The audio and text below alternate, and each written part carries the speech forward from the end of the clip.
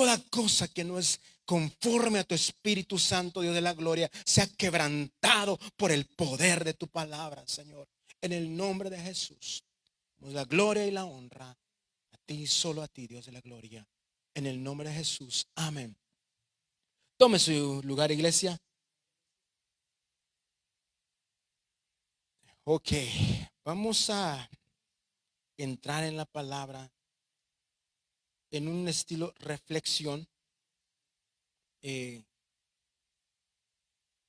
¿Sabe por qué? Porque en 8 días vamos a hacer algo, la iglesia vamos a hacer algo que usted tiene que ser partícipe, o usted es una pieza clave para lo que vamos a hacer. Y más adelante le voy a estar diciendo qué es. Bueno, pues vamos a tener una campaña evangelística para alcanzar nuevas personas. Y de antemano le digo, no es realmente lo que Dios nos mandó a hacer. No me malentienda. Hacer esto como de en cuando en cuando. Nos mandó a hacer esto como un estilo de vida, de predicar el evangelio fuera y dentro de tiempo. ¿Sí me explico? Porque a veces pensamos que el proclamar el evangelio es un programa de la congregación o de la iglesia. No. Y lo vamos a ver bíblicamente. El proclamar el evangelio es un estilo de vida. Sea que su vida o su testimonio hable de las maravillas de Dios o lo hable con la palabra de Dios. Pero que su estilo de vida o nuestro estilo de vida proclame el evangelio de Cristo, las buenas nuevas de Cristo. Amén. Eso tiene que proclamar nuestra vida. Y no pensemos que lo que vamos a hacer el próximo 8 días es parte del programa de la iglesia. Es reforzar lo que deberíamos nosotros hacer diariamente. ¿Sí me explico? Por eso dice Jesús en Mateo 28. Por tanto, ahí no hay opción. No va a ser mi versículo clave, pero nada más quiero explicar esta parte. Dios nos ha dado un mandato. No le he dado el título, ¿verdad? Aquí le voy a dar el título. Nosotros somos colaboradores de Dios. No lo digo yo, lo dice la Biblia, lo vamos a ver. Esta parte no la inventé yo, o no le puse un título yo. Es de la Biblia, lo vamos a ver más adelante. Nosotros somos colaboradores de Dios. Pero miren, dice Mateo, por tanto, vayan y hagan. Son palabras muy fuertes. Ir y hacer no es opcional, es un mandato. Discípulos a todas las naciones. Usted dirá, hermano, si yo no puedo salir ni de Portland, o no puedo salir ni de Oregon. Bueno, podemos ir a Washington, porque Washington está muy cerquísimo, ¿no? Pero podemos proclamar nuestro evangelio en nuestra casa. Tal vez no podamos ir a las naciones, tal vez no podemos ir fuera de la ciudad, pero le puedo garantizar que en su entorno o nuestro entorno hay gente que necesita escuchar de la palabra de Dios y necesita tener un encuentro con Cristo. Y cuando nosotros proclamamos el evangelio de Cristo, literalmente, iglesia, grábese esto en su corazón. Literalmente lo está quitando, le está sacando a esa persona de las puertas del infierno. Literalmente. Porque si nosotros no proclamamos el evangelio a las personas que necesitan escuchar el evangelio, ¿dónde va a terminar esa gente? Usted dígame. ¿Dónde va a terminar esa gente? ¿Nadie sabe dónde va a terminar? El infierno. Si nosotros no predicamos el evangelio de las buenas nuevas de Cristo, esa gente va a terminar en el infierno. Así declaro quiero ser.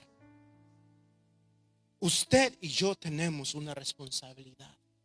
Por eso dice Jesús a sus discípulos: vayan, hagan discípulos a todas las naciones, bautizándolos en el nombre del Padre, Hijo y del Espíritu Santo, enseñándoles, dice. Tal vez no seamos los mejores maestros, pero sabemos un poquito más de la palabra que ellos. Enseñemos lo que podamos enseñar. Las cosas que he mandado, dice Jesús, he aquí. Es la parte que hay que concientizarnos, iglesia. No estamos solos en esto. No estamos solos en este mandato. Dice la Biblia, dice ahí, he aquí, yo, dice Jesús, yo estoy con ustedes todos los días hasta el fin del mundo. Dios ya nos empoderó, nos dio un poder que es su Espíritu Santo.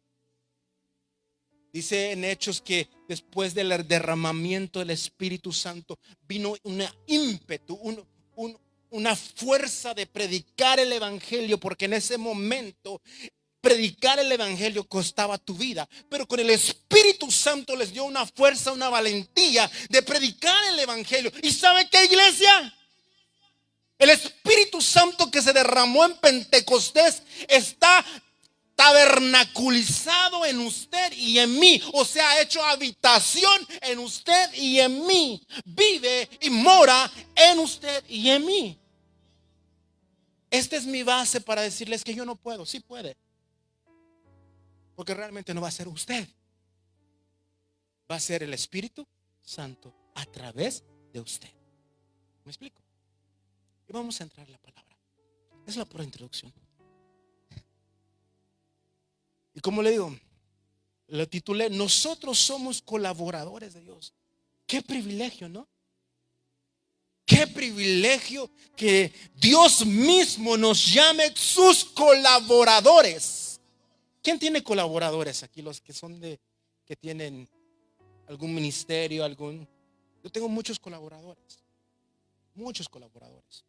En México, aquí, en Honduras, hay mucha gente que colabora con lo que hacemos.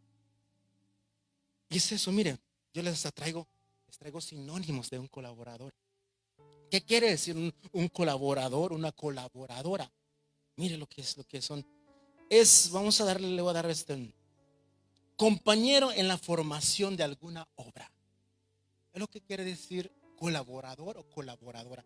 Compañero en la formación de alguna obra.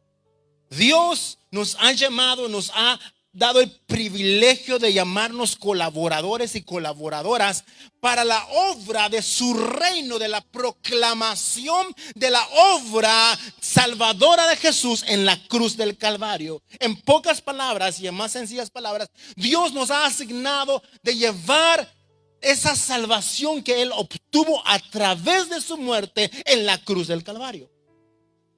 Que a través de esa muerte y aceptar a Cristo tenemos el derecho de entrar en el reino de Dios o en el cielo, y así cancelamos toda posibilidad de terminar en el infierno. Pero Dios ocupa de colaboradores, usted y yo. Usted dirá, ¿Dios? Sí, Dios ocupa de colaboradores, de gente que le ayude. Mire lo que quiere a mí siempre me gusta traer sinónimos. Mire, un sinónimo es un cooperante. Un colaborador es un cooperante. Usted va a ser un cooperante con Dios. Un ayudante. Ustedes saben, los que trabajan como los albañiles siempre ocupan un chalán, ¿no? Somos chalanes. Pero es un privilegio ser un chalán para el Rey de Reyes y Señor de Señores, ¿no? Y mire, dice, es un ayudante. Es un auxiliar, es un asistente, Es un adjunto. Me gusta me gusta muchísimo. Un cómplice. Un cómplice. Usted es un cómplice de Dios. Es un cómplice de Dios, un copartícipe de Dios. Por eso Dios nos llama que nosotros somos colaboradores de Él. Miren, nada más es solo para darle esas bases. Ahora vaya al libro o la carta a los Corintios, primera de Corintios, a los Corintios 3, capítulo 3, los versículos del 5 al 9. Es donde vamos a entrar en base de la palabra de Dios. Ya le expliqué o medio le expliqué qué es un colaborador. Es en el contexto que la gente estaba diciendo: yo soy de Pablo, no, yo soy de Apolos, no, y vienen unos más sabios, no, yo soy de Cristo. Es en ese contexto. Y el apóstol Pablo les dice: ¿qué pues? Dice en el 5, ¿qué pues? ¿Es Apolos? ¿Y qué es Pablo? Solo siervos por medio de los cuales han creído. Usted y yo somos siervos de Dios. Pero le vuelvo a repetir: ser siervos de Dios para nosotros es y debe ser un privilegio, porque estamos sirviendo al Rey de Reyes y Señor de Señores. Mucho más que nuestro presidente, mucho más que el rey de Inglaterra o de España, mucho más. Porque él es el presidente es presidente, el rey es rey. Pero nosotros no estamos sirviendo al rey ni al Señor. Estamos sirviendo ¿a quién? Al Señor de señores, al Rey de reyes. ¿Sí me explico? Es un privilegio servir a un rey terrenal. Es un privilegio servir al presidente de esta nación. Pero mucho más privilegiado es servir al Rey de reyes. ¿Sí me explico? ¿Y cómo servimos al Rey? Miren, vamos a seguirla así. Solo siervos por medio de los cuales han creído. Y cada uno según el Señor le concedió. Mire, aún Dios nos escogió para ser siervos. Aún eso es mucho más privilegio. No es como dijeran: pues saquen a ese ya que, o que cualquiera, ¿no? Dios te echó el ojo. Porque dice la Biblia que desde el vientre de tu madre te escogí. Desde el vientre de tu madre Dios puso los ojos en ti y en mí. Imagínese eso, que tú no eres producto de la casualidad. Tú no eres porque llegaste aquí. Dios quiere usar tu vida. Quiere usar los talentos que Él ha puesto en ti, los dones que el Espíritu Santo ha puesto en usted y en mí.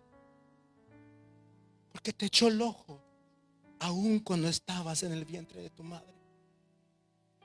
Qué privilegio, ¿no?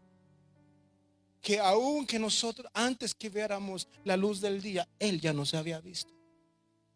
Le dijo a David: te vi aún cuando eras un embrión, aún cuando eras un chiquitito, un arrocito, yo te vi. Y en mi libro estaban escritas todas las cosas que habían de formarse más adelante. Dios tiene un plan para ti. Tiene algo escrito para ti. Pero nuestra respuesta es como el que tiene que ser como el que tuvo Isaías. ¿Quién irá? Dice Dios en el capítulo 6 de Isaías. ¿Quién irá por aquellos? ¿Quién irá a libertar al cautivo? ¿Quién irá? Y dice este hombre: heme aquí, envíame a mí. ¿Qué disponibilidad? Yo creo que es la parte más importante de la vida del cristiano. La disponibilidad de servir a Dios. Bueno, no sé por qué estoy diciendo esto. Alguien le está hablando a alguien. En el 6 dice: yo planté, dice el apóstol Pablo, Yo planté, Apolos regó. Y algunos también la regamos aquí. Yo planté, Apolos regó, pero Dios dio el crecimiento. El privilegio que nosotros tenemos de llevar las buenas nuevas de salvación a nuestro entorno es que es muy fácil. Muy fácil. Grábese esto en su corazón, iglesia. Dios no nos llamó a cambiar a nadie. Usted y yo no vamos a cambiar a nadie. Ese no fue nuestra asignación. No nos mandaron a cambiar gente o lavarle el coco a la gente, como quiera llamarle. Ese no va a ser, no es y no será nuestro trabajo. Nuestro trabajo es proclamar el evangelio, lo que Dios está o hizo en su vida, o la palabra de Dios. Simple y sencillo, es lo que tenemos que hacer. ¿Y sabe por qué? Para que nosotros no nos gloriemos. Ay, el hermano, yo lo cambié. Yo le di consejos. Pues puedo aventarles unos consejitos, ¿no? Etcétera, etcétera. No. Nosotros nada más predicamos el evangelio. Decirle, Cristo te ama. Cristo tiene un plan para ti. Cristo quiere restaurar tu familia. Quiere restaurar tu vida. Quiere llevarte de gloria en gloria. Depende, ¿no? Entonces, el apóstol Pablo lo entendía muy bien. Lo único que él decía, yo planté. Usted y yo, alguien plantó la semilla. Alguien la plantó. No, pues no somos productos de la casualidad. Alguien vino y proclamó el evangelio a nuestra vida. Bueno, en estos días sería a través del celular, a través de la televisión, la radio. O alguien golpeó nuestra puerta, pero alguien plantó. Usted y yo necesitamos ir a plantar. Me acuerdo ahorita que yo soy la tercera generación de cristianos en mi familia. Vino desde mi abuelo del lado de mi mamá, de mi lado materna. ¿Y saben quién fue a plantar el evangelio allá? Un americano que tuve el privilegio de conocer aquí en Oregon. Él vivía en Oregon y fue allí hace muchísimos años. A lo que quiero llegar es, alguien plantó. Alguien lo plantó la semilla del evangelio en nuestra familia, en nuestro corazón. Y es lo mismo que necesitamos hacer nosotros, de ir y plantar la semilla. Usted dirá, es que yo no sé plantar semilla. Sí sabe. Sí sabe. Le vuelvo a repetir. No está solo. No está solo. El Espíritu Santo está en usted, dentro de usted, y Él lo puede capacitar. Nada más empápese de la palabra de Dios. O empapémonos de la palabra de Dios. Y mire, sigue diciendo el apóstol Pablo. Dice, yo planté, Apolos regó, pero Dios dio el crecimiento. Mira, algo muy lindo aquí en el 7. Así que ni el que planta es algo, ni el que riega, sino Dios quien da el crecimiento. El que planta y el que riega son una misma cosa. Por eso le estaba diciendo, Dios no nos manda a cambiar a nadie. Nos manda a plantar semilla y regar semilla. Pero estamos trabajando para el mismo equipo. Tal vez, no sé. Usted llegó aquí, pero alguien más plantó la semilla en usted. Y aquí nosotros la estamos regando, ¿no? En su buen sentido de la palabra. O no, sí, no me diga que es que los pastores la están regando. No, no es por allá la cosa, le estamos alimentando, ¿no? Es lo que me quiero referir. Pero alguien tal vez plantó en usted. O nosotros plantamos en alguien y está creciendo en otra parte. Alguien más lo está regando. ahora sí es de otro sentido de la palabra, ¿no? Que alguien más está creciendo, pero ¿sabe qué? Hay que sembrar, hay que regar, porque el mandato es, por eso le puse énfasis, ir y hacer discípulos de las naciones, bautizándoles en el nombre del Padre, del Hijo y del Espíritu Santo, enseñándoles. Eso es regarla, eso es darle alimento al nuevo creyente.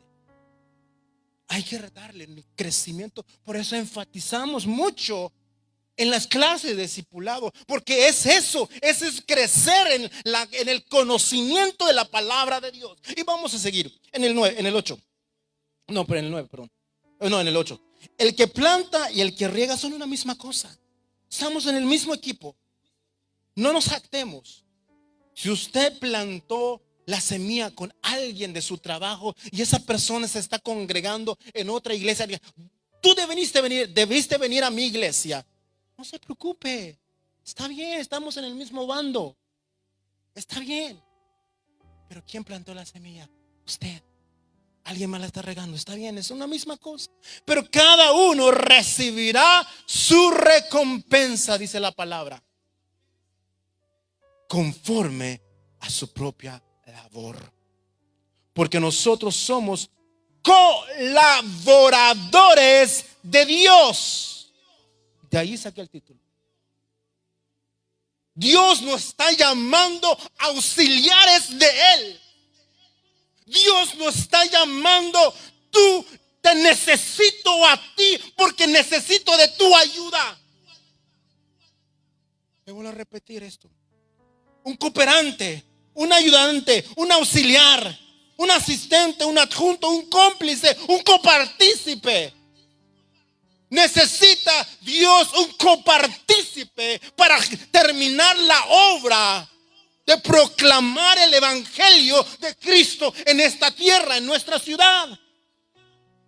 ¿Y sabe quién es ese? Usted. Usted es el cooperante de Dios para proclamar sus buenas nuevas en Portland. Usted, yo. Entonces dice la Biblia, porque nosotros somos colaboradores de Dios y ustedes son huerto de Dios, edificio de Dios. Iglesia, Dios te necesita. Sí, Dios me necesita. Dios te necesita. Primero porque Dios necesita ejecutar el plan que Él tiene para ti. Él necesita hacer lo que Él pensó para tu vida antes de la fundación de los montes. Antes Él había pensado en ti. Y parte de su plan para ti y para mí es proclamar el evangelio. Y mire, ¿y cómo vamos a llevar a cabo este plan o de ir a plantar esta semilla? Vaya al libro de el Evangelio de San Lucas. Una parábola muy conocida también. Lucas capítulo 8, versículos del 5 al 8. No vamos a entrar en detalle. Ya lo tiene. Lucas capítulo 8, versículos 5 al 8. Dice así: un sembrador salió a sembrar su semilla. Es la única parte. Si no le queda nada de esta predicación o esta reflexión, quédese con esto. Por favor, quédese con esto. Dice la parábola que contó Jesús, dice: un sembrador salió a sembrar su semilla. La pregunta y la primera reflexión que necesitamos hacer: el sembrador necesita tomar acción en el llamado o el mandato que Dios nos dejó en Mateo capítulo 28. Ir y hacer discípulos. Que no caiga en oídos sordos, en corazones duros. Porque usted es un colaborador de Dios. Porque usted es un ayudante de Dios. Y tenemos que ser ayudantes o siervos obedientes. Y mire, un sembrador salió a sembrar su semilla. Demanda acción. Tenemos que salir de estas 4 paredes para sembrar esa semilla. Les vuelvo a repetir. Dios no nos manda a cambiar a nadie. Nos manda a predicar su evangelio. Proclamar sus buenas nuevas. Proclamar el plan de salvación que Él tiene para el mundo. Y déjeme decirle algo. El mundo puede ser su papá o su mamá, su hijo o su hija, su esposo o su esposa. La pregunta es, ¿no quiere usted proclamar el evangelio a estas personas? Porque el mandato de Dios en Hechos, dijo Jesús o dijo Dios, que ustedes me serán testigos en Samaria.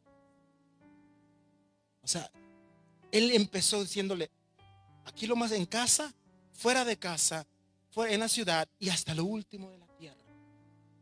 Ore por sus familiares. O oremos. Yo tengo familiares, muchos familiares que necesitan de Cristo. Oremos por esa gente que necesita de Cristo. Y mira, la parábola es muy hermosa. Muy hermosa. Y aquí voy a enfatizar algo. En el 5 empezamos otra vez. Un sembrador salió a sembrar su semilla. Mientras sembraba, una parte cayó junto al camino y fue pisoteada. Y las aves del cielo lo comieron. Otra parte cayó sobre la roca y cuando creció se secó porque no tenía la humedad. Otra parte cayó entre los espinos y los espinos crecieron al mismo tiempo y la ahogaron. Y la otra parte cayó en buena tierra. Y cuando creció llevó fruto al 100 por 1. Hablando estas cosas, exclamó, me gusta esa parte, exclamó, el que tiene oídos para oír, oiga. Pero eso al parecer Jesús lo gritó, porque dijo, exclamó. Y creo que la versión Reina Valera dice, a gran voz. Lo dice así, ¿no? Bueno, a lo que quiero llegar es, vamos a predicar el evangelio, porque no lo digo yo, lo dice la palabra. Que a la gente le va a entrar aquí y le va a salir aquí. No se preocupe. Allí me baso para decirle que Dios no nos ha mandado a cambiar a nadie. Nos ha mandado a proclamar el evangelio. Pero hay personas, hay tierras que la semilla pareciera que cayó en buena tierra. Pero no. Pero hay semilla que sí va a caer en buena tierra. El problema es, no sabemos cuál es esa tierra. Por eso tenemos que proclamar el evangelio a toda persona. Porque mire, en el 9 dice, en el 9 no, en el 8. En la otra parte cayó en buena tierra. Y cuando creció llevó fruto al 100 por 1. Entonces, usted dirá, pues mejor busco a los que van a dar buen fruto. El problema es cómo vamos a saber. No podemos saber. De ahí yo me baso de decirle, usted predique el evangelio a diestra y siniestra, o sea, a toda persona. Porque tal vez ese simple testimonio que usted compartió de su vida va a tocar a esa persona. Y si esa persona se va a acercar a Dios y es el que va a dar el 100 por 1. O tal vez sea esa persona que le entró aquí y le salió aquí. No se preocupe. No se preocupe. ¿Por qué digo eso? Porque lo único que nos mandaron a hacer es predicar el evangelio y enseñar. Es lo único que nos mandaron a hacer. ¿Y sabe por qué? ¿Y sabe qué? Eso es fácil. Es fácil de hacer. Si dice que no es difícil, no es cierto. Le digo tajantemente que eso no es cierto. Porque la palabra dice que el yugo del Señor o la carga que pone el Señor es fácil de llevar. Porque si no fuera así, entonces no tendríamos a un Dios justo. No es justo que Dios, ¿cómo me puedes dar algo que no puedo llevar? Entonces no tendríamos un Dios justo. Y como nuestro Dios es justo, la carga o la responsabilidad que nos ha dado para llevar es llevable. Por eso no me digas que yo no puedo. Sí pueden, sí podemos. Tenemos el Espíritu Santo. Tenemos el poder de Dios viviendo en nosotros. Y además, lo que Dios nos encargó a hacer es posible, humanamente hablando. Es posible. Le vuelvo a repetir, porque si no fuera posible estaríamos hablando de un Dios injusto. Y nuestra excusa es el día que le entreguemos cuentas es que Dios, lo que tú me dijiste que hiciera era imposible. Ah, sí, cierto, discúlpame. Sí, pásale. No. Lo que Dios nos mandó a hacer es posible de hacer. Terminamos aquí. Vaya al libro de Apocalipsis 22:12. Es nomás un versículo solo para. Rodolfo, ¿nos ayudas, por favor?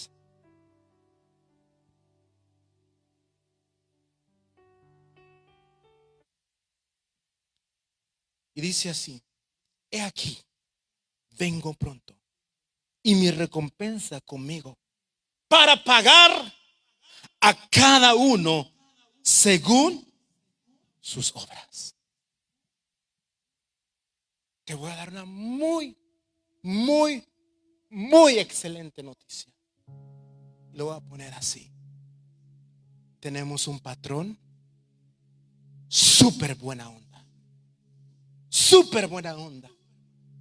Que te va a pagar hasta el último sudor que hemos sudado. Porque ahí lo dice. Vengo pronto, dice en Apocalipsis, y mi recompensa conmigo para pagar a cada uno.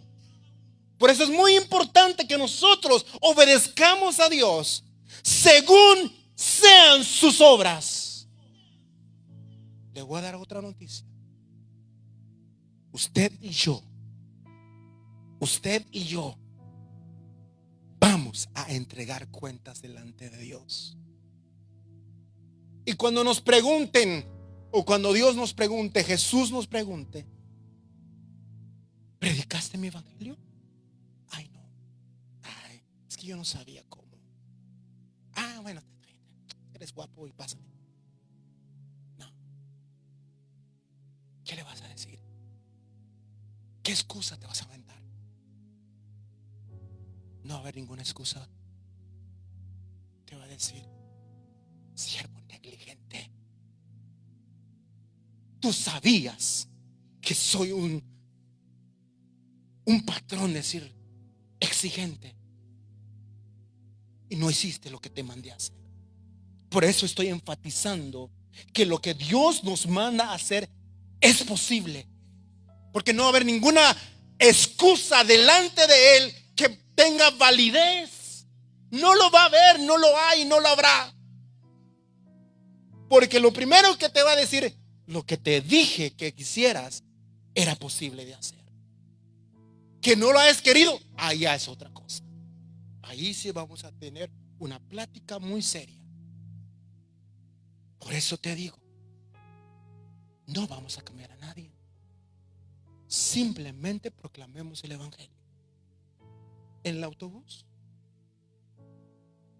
en nuestro trabajo, en la escuela, cuando están de vacaciones, o nuestro entorno, en pocas palabras.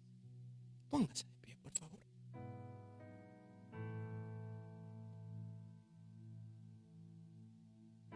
Mi pregunta es: ¿qué vamos a hacer con Mateo 28? Por tanto, dice, por tanto, vayan y hagan discípulos a todas las naciones, bautizándolos en el nombre del Padre, del Hijo y del Espíritu Santo, y enseñándoles que guarden todas las cosas que les he mandado. Aquí la parte que a mí me encanta, me encanta, me encanta. He aquí, dice, he aquí, yo estoy con ustedes hasta el fin del mundo. Colaborador de Dios, honorable cuerpo colaborador de Dios. ¿Qué vas a hacer con el mandato? ¿Qué vas a hacer con ese mandato? ¿La vamos a ignorar? ¿O simplemente vamos a ir a tocar una puerta? Y si nos echan la puerta en la cara, no te preocupes. No te preocupes. Cuando te diga el Señor, ¿cuál fue tu obra? Bueno, pues tengo una nariz chata, una boca rota. Aquí está. Un diamante en tu corona. Te vuelvo a repetir, tenemos un patrón súper buena onda, que te va a pagar hasta la última lágrima que has derramado por aquel que estás orando. Porque aún eso Dios te lo va a pagar, porque eso es tu obra.